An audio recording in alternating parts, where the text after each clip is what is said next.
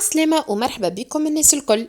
اليوم باش نحضروا مع بعضنا تحلية عاملة ضجة على مواقع التواصل الاجتماعي اللي هي الكازان ديبي ولا المهلبية التركية. هي نوع يعني كأنه كريم باتيسير وفيه طعم متاع الكراميل. الحقيقة هي وصفة تستحق التجربة، أنا بيرسونيلمون عجبتني. هذا المشهد متاعها النهائي، مكونات بساط على الآخر ومتوفرين في كل دار. هذا القوام متاعها كيفاش يكون. إذا كان تحبوا تعرفوا الوصفة كيفاش حضرتها تبعوا الفيديو للآخر، ومشاهدة طيبة للجميع. به كمكونات قلت لكم المكونات ياسر بساط وسهلين، يعني كاينه باش نحضروا كريم باتيسير لكن ما فيهاش كان نشا، فيها نشا وفارينة. به للسوائل عندي 550 ملي حليب، 2 ملاعق اكل سكر عادي، 2 مغارف متاع فارينة، 2 مغارف متاع نشا، 15 غرام مارغرين، رشة متاع فانيليا وصفار بيضة. وهذيك الكمية متاع السكر الأحرش مش نحطوها، مش نكرملوها، يعني مش تكون هي الطبقة الأولى قبل ما نصبوا الكريمة. وللزينة عندي الورد هذية، وعندي تقريبا 25 غرام من البيستاش، شطرو يعني كونكاسي وشطر الاخر مرحي. به هوني طريقة التحضير سهلة برشا.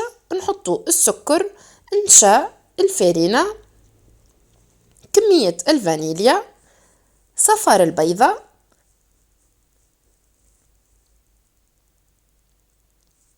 ومش نضيف كمية الحليب بالتدريج. علاش نضيف الحليب بالتدريج؟ هوني باش ما نتحصلش على تكتلات. هوني كمية المارغرين تجم تكون ما بين 15 حتى ل 30 غرام مارغرين. راي المارغرين تعطي سوبليس للكريمة، يعني الكريمة تكون رطبة. هوني صبيت تقريبا ربع الكمية متاع الحليب وحركت بالباهي. من بعد كملت صبيت الكمية الباقية. راهو للي يحب ينكه مش بالفانيليا، راهو تجمو اذا كان تحبوا الفيرسيون على تونيزيان شوية تجمو تفوحوا بماء العطرشية والا ماء الورد. به انا هوني مش نحط كمية المارغرين متاعي، وهذه مش تكون الخطوة الاولى. الخطوة الثانية اللي هي مش ناخدو السكر العادي ومش ناخدو طاوة ولا بوال. انا هوني حتى 5 مغارف ماكلة متاع سكر، الحقيقة مانيش مش نحطهم الكل، عيني ميزاني. هوني حطيت تقريبا 2 ملاعق ولا 3 ملاعق، ومش نمشيو تو على الغاز.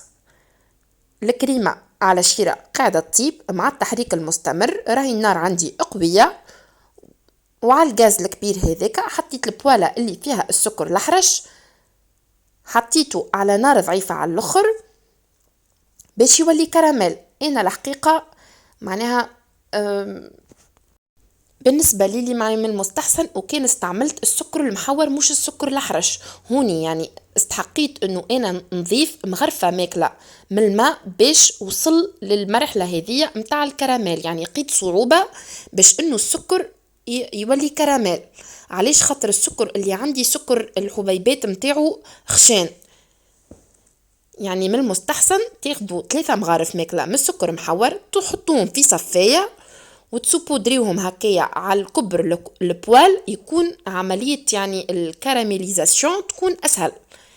بهوني الكريمة متاعي طابت، والكراميل يعني أنا نحبه الحقيقة فاتح، ما نحبش نغمق فيه. حطيت لوش واحدة من الكريمة وخلطتها مع الكراميل، هذا مش يكون القاعدة متاع الكازانتيبي.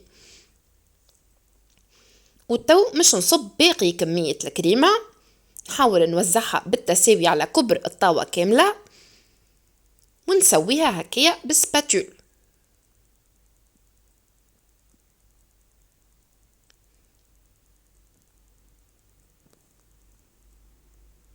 كما قلت لكم من المستحسن الطاوة متاعكم يكون الديامتر متاعها ما بين 30 والا 32 باش ما تجيش الكوش متاع الكريمة خشينة.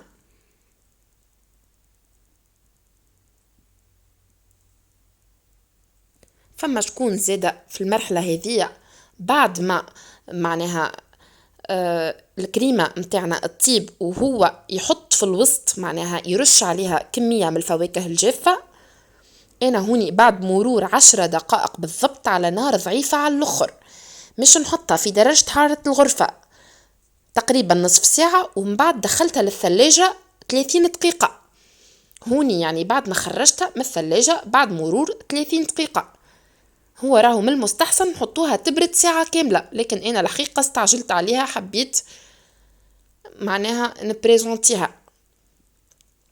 هوني نستعملو سباتول باش مش نروليو الكازان دي بي متاعنا، وراهو عادي كي تتشقق.